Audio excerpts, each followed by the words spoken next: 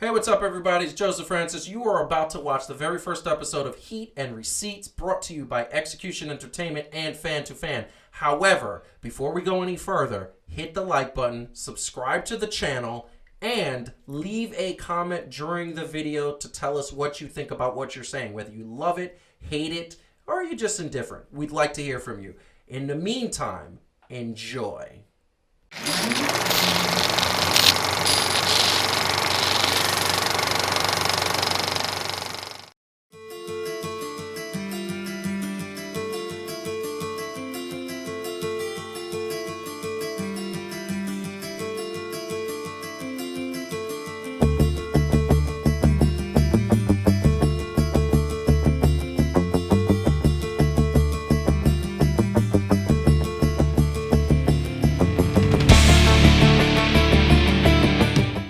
Hello, everyone. This is Joseph Francis, your host. I love that new logo.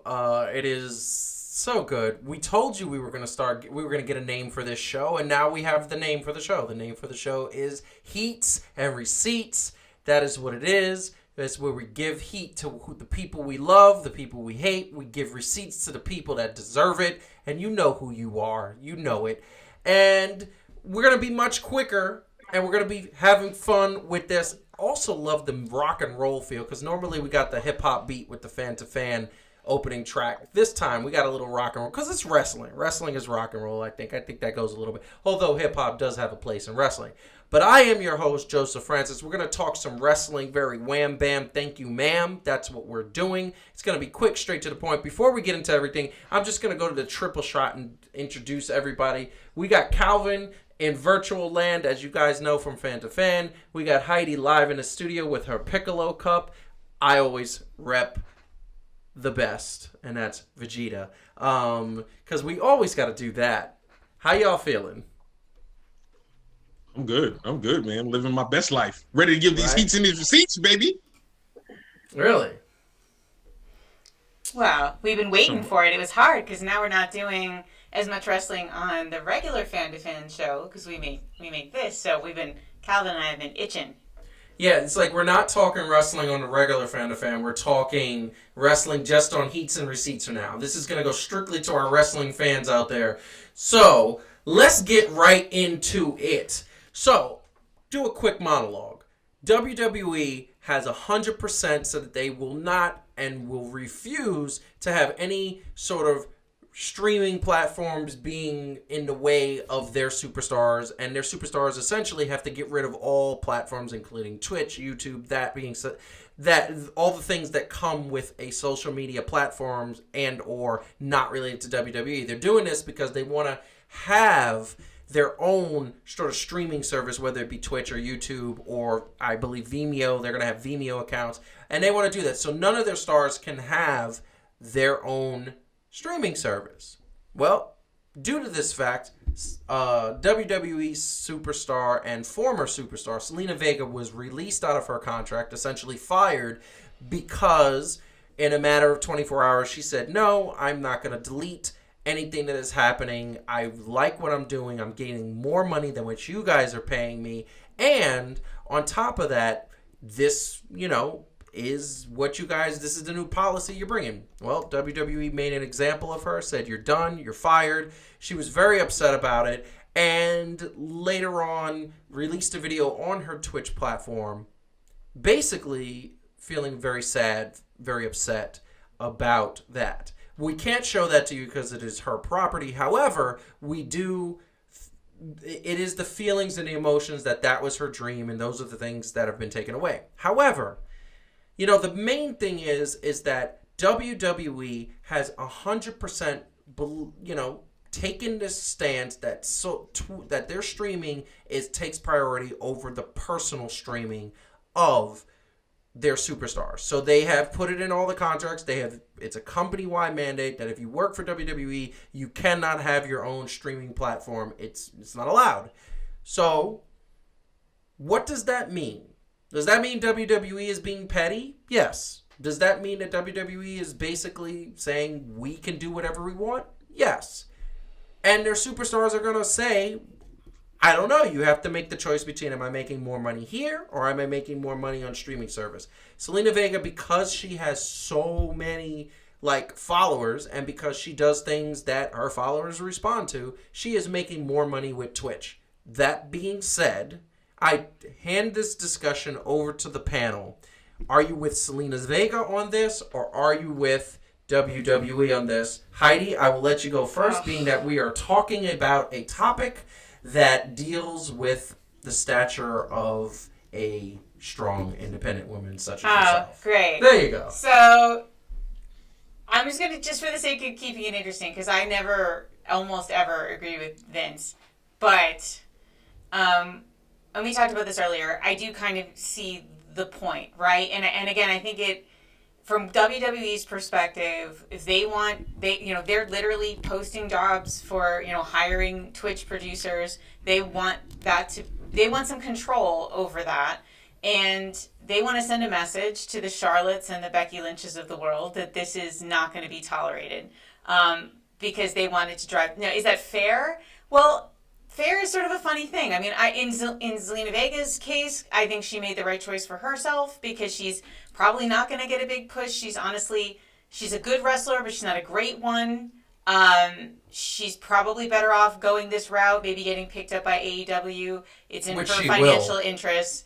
That makes a lot of sense. But I also actually do understand WWE's position on this. Basically, nobody would care about Zelina Vega if it wasn't for WWE. And for them to want to help to share a portion of the monetizing of the superstars they made, I don't think is totally unreasonable. So in a way, I think both parties are doing the right thing here for themselves. Calvin, what do you think? Well, mark this down, people. I think this is the first time in history that black and boobs do not agree on a situation. Oh, no. But understand that boobs. this is why. But understand that this is why. There is also, coincidentally, it's just coincidence, that 10 minutes before she was released, Zelina Vega went on Twitter to say, I support unionization. Mm-hmm. Yes. So we can't say that it is strictly because of that, but we know historically WWE has not been for a union for their workers. So it's an interesting one to me because I'm kind of torn because it's one of those things like if they had a union, they would be able to pay right through via the union for things like health benefits and stuff like that. So they don't want them to be a union, but they can't do the things that they can't be because they're employees. So like the wrestlers are kind of stuck in the middle, right? Like of what they can do and what they can't do. And yes, I fully do agree with the fact that, hey, WWE is the big machine. Kind of like the NFL, right? Like they're that big corporation. They're what you want to get up to. You can play in the CFL or all those other things, but you probably really ain't gonna get that notoriety. But at the same time, with so many people in the WWE, it doesn't work out because look, fans like us, right? We like, what happened to so and so? And then we realize like when so and so ain't on TV, so and so ain't getting paid, but they still got to go to the house shows and all these other things, or wherever else they got to go now during this quarantine. So it's like, do I blame them for trying to make more of themselves and at least try to make more notoriety, and get in that way? I can't say that I fully do. So I'm not really sure, but I can't say that I 100%, I'm going to side with WWE. So I guess I would go more with Zelina Vega in this. Mm-hmm. And by the way, the unionization, just to be clear, I actually do think that they should have the right to unionize just like any group of workers. There should be a wrestlers union, period, that cuts across not just WWE, but all the promotions. So, but so I totally agree with that.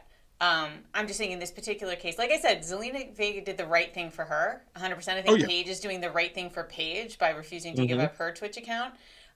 But I don't think it's totally crazy for WWE to want to monetize their superstars in that way, as they do with their T-shirts and their like appearances and everything else that they do. And that's the way a lot of things in entertainment work. So I give them the merch. I would give them the merch all day, but I'm gonna say this. I'm gonna say this very quickly, because I think it's WWE is being petty. They're being short-sighted, They're not being. This is not good business. They talk about this is a company for years. Slogan. It's all about the business. What's best for business, right? This is not best for business. You have women that are going on their Twitch platforms, going on their streaming platforms, crying to thousands, tens of thousands, hundreds of thousands of guys that watch your product. You don't think that half of those hundreds of thousands of people are going to be pissed and say, I don't want to watch WWE? Are you and kidding? No, they are. You know why? Because they have a better product in AEW that doesn't restrain their superstars. Oh, come on. There is a severe, like, what's happening here is that there is a situation that WWE still thinks that they have the monopoly on the wrestling business. They still think that they're the top dog. They still think they have nothing to worry about. They still think that they have no threats. Yeah. They don't let their superstars creatively create their characters unless you're a Bray Wyatt or a Roman Reigns, your top people. And what happens is you get a lot of superstars come out and say, oh, they're not treating me fairly. And when you get a bunch of people saying that, now you're going to have a bunch of people saying, wait, this company might not be so good. Maybe this company might not be so... Maybe I shouldn't watch this product. Oh, and by the way, can we say there's more than two or three things on WWE that we actually care about? Okay, hold on though, and I'm gonna make this quick. If your argument is that superstars are going to want to go to other promotions because of this, I completely agree. Yes, that is my short-sighted. argument. That's one of my arguments. If you think that the guys that are watching Twitch to check out Zelina Vega's boobs are going to stop watching WWE because she cried, you're high. Because guess what? We don't like WWE and we watch every week. You know what's funny? I'm going to tell you right now. And it'll probably be her booty. But go ahead. Or her booty, right? You know where the proof is? The proof is in the ratings. You went from 5 million a week to 2 million. And you think that was over and girls crying? And a lot of that was Brock Lesnar. A lot of that was a lot of people got sick and tired of your champion not being on the show. But bad publicity with your company equals losing fans. Now, you may only lose a couple hundred, couple thousand, and that may not seem anything to WWE. They have millions. But at the end of the day, when you start taking hits like this is what's going to happen. There are going to be people that are going to say Zelina Vega was a good talent and you let her go. And by the way, once again, there is an alternate product that doesn't restrict their superstars. Yeah. So why would I want to watch a company that restricts their superstars? I don't know. We do. No, we watch it because... No, but here's the thing. When we watch Raw and SmackDown, do we not fast forward through 75% of the show? Because 75% of the show sucks. Zelina Vega cried. We should move on to the next topic, but if I'm just saying. Like, Calvin? Yeah, I will say this. I think that if the WWE understood that, especially when you're talking about the women, I'm not talking about the men that go on because they're oogling it. Let's be real. The dudes will watch it on mute if they had to. But that's true. That's so but true. I think on the outside platforms, what they're actually bringing in, and I feel like this anyway, is that these women are actually bringing in women who probably wouldn't be watching anyway, who could care less about wrestling. Yeah. So the WWE understood that if they let them market themselves, well, then I guess maybe they would have to give them some airtime. Never mind. I think they're losing battle. So I think this is what I'm gonna say. Zelina Vega did the right thing. I think she is a good enough talent that if she goes to AEW, which she should, she will elevate that women's division. They need to be elevated because there's only a handful that are good. And by the way, they are going to get a women's tag team division, so they're going to need more women. And by the way, AEW is going to want Aleister Black to come to AEW, and he will do well there, just like Miro has come. And Lana's probably going to follow Miro because he's had nothing but good things to say. When they're finished putting it through channels. Here's the bottom line. The bottom line is AEW is a top star away from ripping WWE into shreds, the way WCW did for 2 years. And it's not Zelina Vega is going to be that. But the fact that they did not treat her well. They basically said you get rid of it or you're fired. That's typical corporate mentality. And how many people in this country are sick and tired of typical corporate and politics? They look like the bad guys here. I don't think they should handle this right. To be fair, we're going to move on to the next topic. Go ahead. Go ahead, Calvin. To be fair, everybody said they wasn't going to watch football for much more serious reasons, and that's a lie. Yeah. I don't think people protest nearly as much as they say they're going to. But I'll tell you what, when they take Xavier Woods off, then I think people are going to get upset. No, but here's the thing. They're not going to take Xavier Woods off. No, I'm saying, but that's what it would take. No, but here's the thing. WWE sponsors up, up, down, down. Okay, well then they're fine with it. So that's honestly, they're not going to do that. Well, we'll see. So once again, people, if you are watching this right now, hit the like button, subscribe to the channel. We need that. I want to say really quick that WWE, this may seem like a bashing WWE show, but it's not. But unfortunately, we have another mistake to talk about. The other mistake is that for the first time in a few years, NXT is not going to be a part of Survivor Series. If you see the poster that advertises Survivor Series, there's no mention of NXT. There's no NXT superstars. NXT has not been invading the way they have in a couple of years. And that has been a really captivating storyline that WWE has done over the last couple of years. This year, it's not happening. Here's the blatant and straight to the point question. Do you think WWE is making a mistake by not having NXT as a part of Survivor Series? Calvin, what do you think? I leave it to you. Yes, and if you're bilingual, C. And I don't know Russian, but I would say it in that also. Heidi got the German down, but we gonna say yes, absolutely, yes, absolutely. Like I don't know. I think that goes back to that kind of corporate thing. I think this speaks to another thing that WWE needs to at least consider and how they're factoring things in, right? Like this ain't 87, 88, 89, right? Or whatever, when you just had whatever you had and it wasn't really like that and you could just do whatever. They need to learn how to kind of come up more because NXT is hot and they got matches that you could just throw in there and tell little stories and get people more hype. So it worked last year. They need to continue to do it. It worked. Not only did it work last year, it was the one thing for like the better part of 2 months where I was like, all I care about is this. Like, this is like really hot. I'm going to tell you right now, I think it's, once again, I look like the guy who doesn't like WWE, but for those watching who out there who don't know, I'm watching WWE/WWF since the 80s. I am a fan, but I'm going to call him to the red carpet. This is, once again, another huge mistake. You take all your talent and you put them in NXT and these talented shows, and yes, they are getting the brakes beat off of them by AEW consistently, but you have the talent there that if you incorporated them with the main roster storylines, it'd be amazing. And that's what they did every Survivor Series. And last year, by the way, did we forget that the women's NXT team looked dominant? I understand Brianna Banks is now on SmackDown, but most of the people are still there.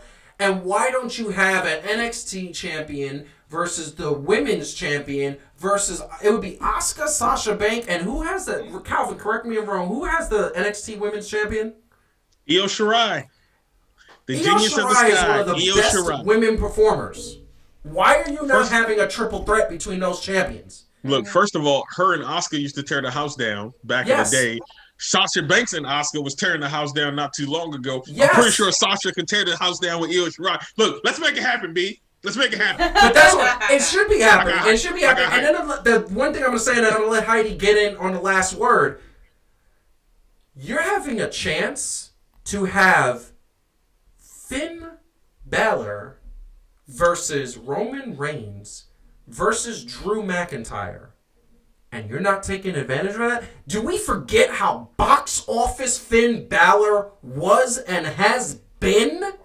Are you kidding me? That once again, they're dropping the ball. Once again, they don't know what they're doing. Like, I don't understand WWE Creative. And if they're watching, I'm going to tag them on this. You guys don't know what you're doing. Give me a week with you. I'll turn this whole ship around. Heidi, go. Alrighty. So it was Vince's decision. I mean, everybody's reporting that it was Vince's decision. And basically, this is, obviously I don't agree with it, right? But here's what happens with narcissists. Vince McMahon doesn't like any idea that isn't his. Vince McMahon doesn't like any show that isn't his. And functionally, NXT is Triple H's. Yes. And because of that, NXT got a shot for about 5 minutes because Vince was so mad at Tony Khan that he was willing to care about NXT. Yes. For a little while, right? He was willing to care about something that isn't his show because that's Triple H's, even though it's still under his umbrella, but he's not a part of it, right? So for 5 minutes, just to screw with Tony Khan, he put everything behind NXT, right? And that's why we got everything we got last year. And it was awesome. It just didn't work because NXT isn't beating AEW. No. And so now he doesn't care anymore. Now he's just going back to his two brands, that's what he cares about, and NXT is Hunter's show. And that's the reality. Narcissists do not like any idea or anything that isn't their thing. So basically, you're saying he's being super petty. I'm saying until he's dead, we're not actually going to see a change. Well, I mean, of course he's being super petty. He's Vince McMahon. He's always super petty. He's putting Lana through tables. Actually, the writers are putting Lana through tables because they think it'll amuse Vince. Like, this is the reality of what we will deal with as long as that man is in charge. And NXT is never going to be a thing Vince cares about unless he can use it to hurt somebody he wants to hurt. And he tried that, and they failed. That's the reality. And I'm going to say one thing, and then Calvin wanted to chime in, but I'm going to tell you right now, this is what I believe. Finn Balor needs to let his contract expire, and he needs to go to AEW and have some tear down the house matches with Kenny Omega and Jon Moxley and Cody Rhodes. And really be appreciated because that man should be this. And by the way, the only reason why AEW is beating the brakes off of NXT, and hear me loud and clear, is because you guys refuse to actually make NXT a main brand. If you took your storylines and intertwined them into NXT storylines and actually had Drew McIntyre and actually had Roman Reigns on NXT being the heel that he is with the Usos, your ratings would be that of Raw and SmackDown and even better because you already have your NXT loyal following. But it's not going to happen. Calvin, what do you got to say about that? And then we're going to move on. I will co-sign and say that you do need to let champions go from brand to brand to brand like they used to do before, right? When they first had a brand split, and let that happen. I think that would be hot. Letting the additional superstars in. We do have to note, though, Finn Balor still hurt. Yes, I get it. And the Finn Balor curse, he won the belt and hurt himself. Like, I don't know what's up with that. And here's the thing. I don't know what's up with him. I don't know what's up with that, and it's really sad because, like, he got the Universal Champion. I believe he was the first Universal Champion, and then then threw his shoulder out. And threw his shoulder out in the match. Had to relinquish it. It was bad. We're going to move on because the very last topic of the night, once again, hit the like button, subscribe to the channel. If you can, please make sure you do that. This is what happened. We had a pay-per-view last week. And actually, as we record this, the Impact pay-per-view was yesterday. And it was we had new champions in the Impact pay-per-view, and one of them was Doc Gallows and Ken Anderson. They are now the tag team belts, and Deonna Purrazzo is now the women's Impact belt. But I will tell you this right now, okay? Full Gear was the bigger pay-per-view that we're going to talk about, and Full Gear was the bigger pay-per-view. So what we're going to do right now is a quick little best and worst.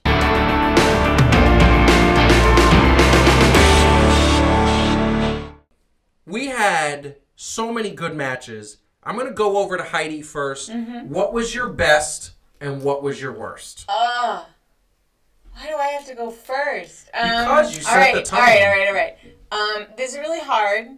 I mean, the Matt Hardy Sammy Guevara match was brutal, but sad. But I also have to say the Kenny Omega and Hangman Page match was satisfying. You can only pick one. Don't pull a Calvin. Don't pull a Calvin. I'm just working through my thought process. Wow. Cheap shot. Lord. I'm going to go with Kenny Omega and Hangman Page. Dude, that was a long time coming, and it was a really, really good match, and there was a bunch of moments where, I mean, it wasn't as brutal as the other one, but it was a really, really well-wrestled match. Okay, and your worst? Nothing was bad. I don't even know how to say what the worst was. I mean, like, there wasn't nothing. There was no bad match. I can't.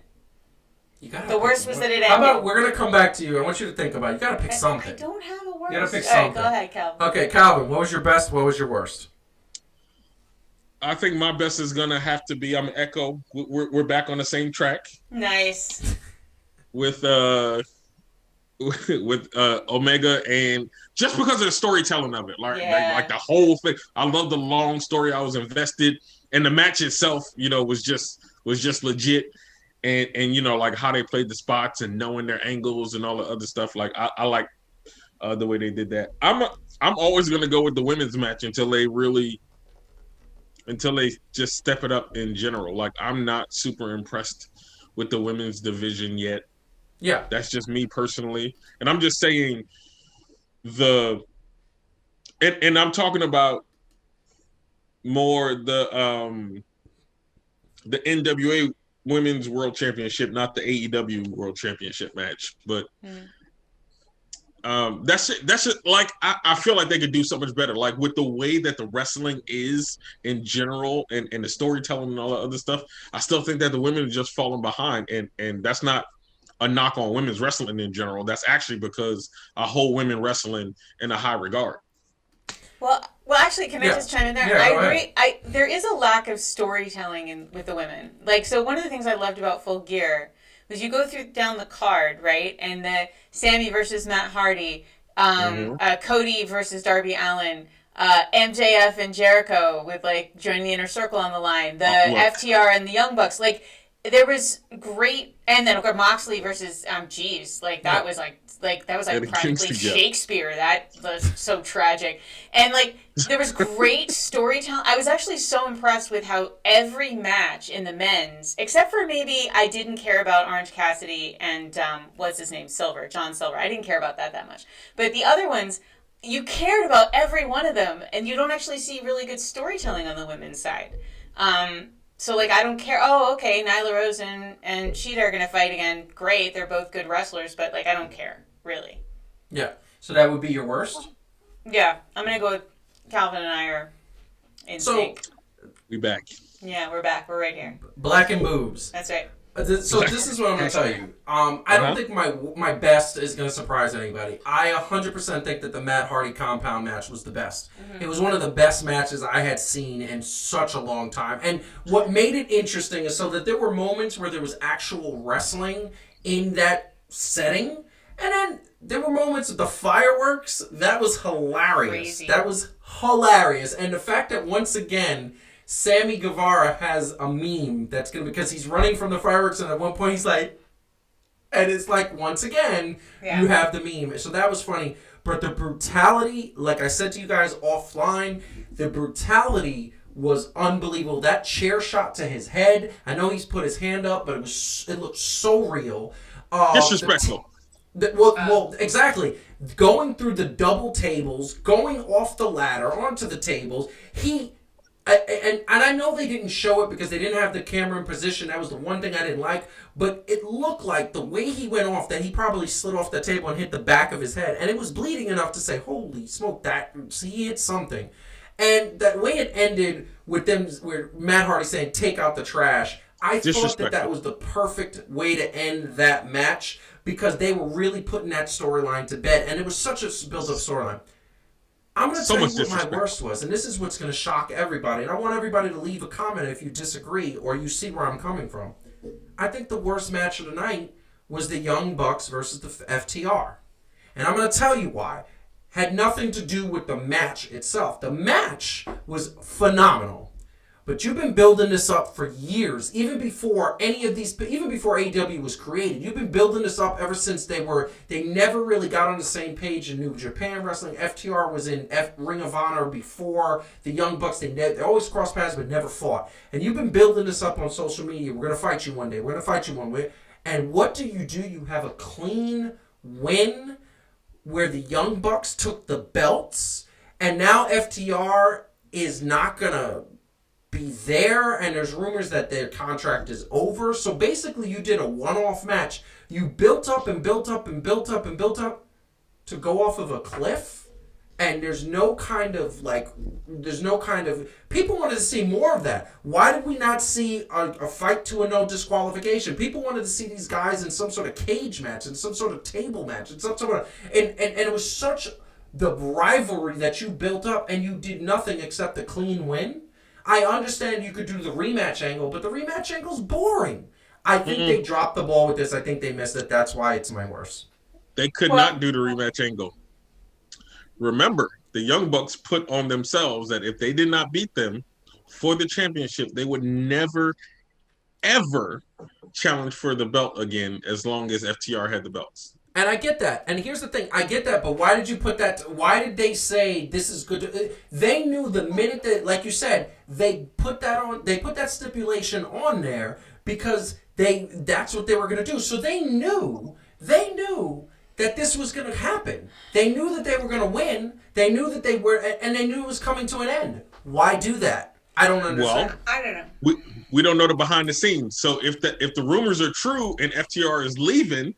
Well, FTR is complaining. Is anyone getting a little tired of FTR constantly not being happy? I mean, they actually were complaining that the build-up wasn't good enough. Yeah. To Full Gear. And it's then like, they got a point, though. No, but really, how much attention do they? I mean, it's almost like this. Like they had a story. Like they had a character that they built that nobody understood how good they were, and they were real wrestlers, and everybody else is a goofball. And they started back in WWE, and I feel like they drank their own Kool-Aid, and they think it's real. Yeah, well, and now they're acting like it's real here. Like, oh, we're the real wrestlers and nobody else. Like, you have the belts. You're on almost every week in one capacity or another. You can't say that about most people at AEW because they have too many people on the roster. True. And you're still complaining? But here's the thing that I'm going to say. Where are you going to go? I'm going to say this and then we have to go. Okay. But I want to say this.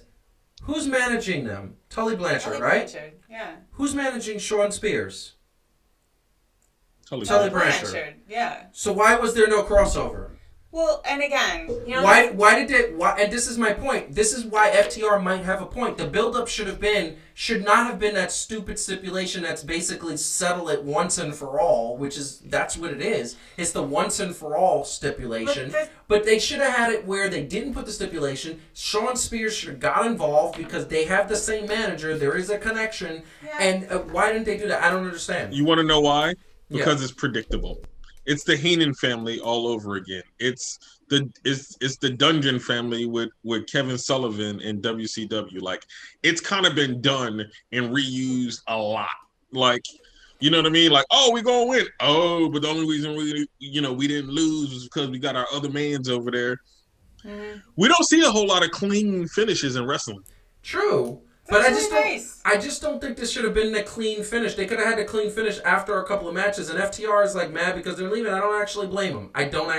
Well, I'd like to see where they think they're going to go. Because if you already burned your bridges at WWE, and that one felt more fair. Yeah. And now, again, recognizing AEW has a single program to put on, and they have a lot of talent. I mean, Miro is barely getting... I mean, like, you have really great people that are barely getting matches. Yeah. And you're going to sit there and complain, not being willing to be patient with a franchise that is building that may have a second show in another year, right? No. They're going to have a second show in a couple weeks. Okay, so it's premiering. Really? Okay. Yes.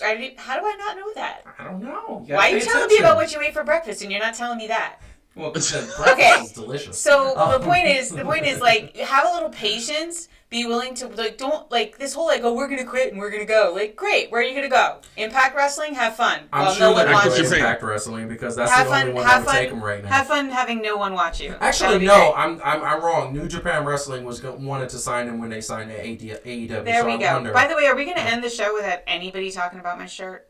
No, that's the final thing. So this is the beautiful thing. So for you guys out there who don't know, we made the bet that, what was the bet, by the way? Because I sort of shook it. Here, everyone. She lost the bet, and she hates Bailey. Like, I do not. She hates Bailey. No, you can't tell. You hate Bailey. Bailey is a terrible heel. I liked Bailey a lot when she was a hugger. I think she's a great wrestler and a terrible actor.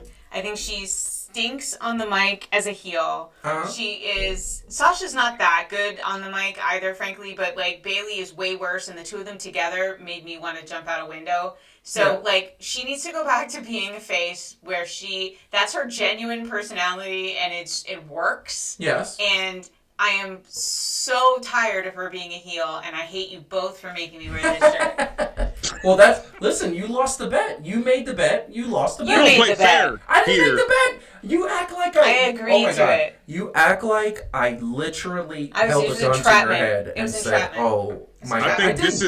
I think this is how most of WWE creative meetings go. Yeah. And then by the time they finish, they forgot that there was a show, so they got to throw something together. I also think exactly. this is how That's most true. of Bailey's shirts get sold on a And bet. by the way, I'm gonna tell you right now, I don't mind the shirt. The shirt is actually pretty good. Bailey is my role The model. shirt's better than she is. That might There we go. that might Although, be again, better. I just want to be clear. Very good wrestler. Very She's a very good wrestler. I'm not She's in the taking top anything. 5 or 6 Not taking women anything wrestlers away. in I the loved world. Hugger Bailey. I want her back. She's one We of the love you, few Pam people who's Martinez. better as a face. Yeah? Oh, I shouldn't have did that. What? That's breaking the wall down. Don't call about her government. No, well, we do. I actually think I like her a lot better than you do. As a heel, let's just keep being specific. I think she actually did a really good job as a heel. I think it started off like not so good, but I want to say that by the time all of this, the culmination with Sasha happened, I was very pleased with her as a heel. Is she the best heel? The word No. you're looking for was relieved that it was finally No. I think she was a good heel. I think she became a good heel. I think that she has room to improve, but I don't think she's bad. She gets a participation. I'm gonna be award honest with you. for I me. think she was a better heel than Asuka was a heel. I like Asuka as the hero, as a It face. wasn't necessarily a heel. She shouldn't have been a heel. She's She was just just doing what she had to do to keep her belt. First of all, let's just say this real quick. The fact that you wanted to make Bailey and Sasha Banks the women's champions and you break up the Iconics? Are you kidding me right now? Yeah, I know. We ain't even gonna talk about that. That's a different show, B. That's a different show. That is a different show. They broke up the Iconics, and now the dark haired Iconic that's on SmackDown, who's horrible without her partner. At least the other one can wrestle. This one, she can't wrestle. But that's another topic for another time. We gotta go. We really gotta go. We want to thank everybody for watching. We want you to leave a comment in the beginning and make sure if you agree with us. Make sure if you don't agree with us. Make sure. Whatever the case, we want to hear from you below in the video. Like the video, subscribe to the video. We will be back next week with another Heats and Receipts. We love you all. Peace.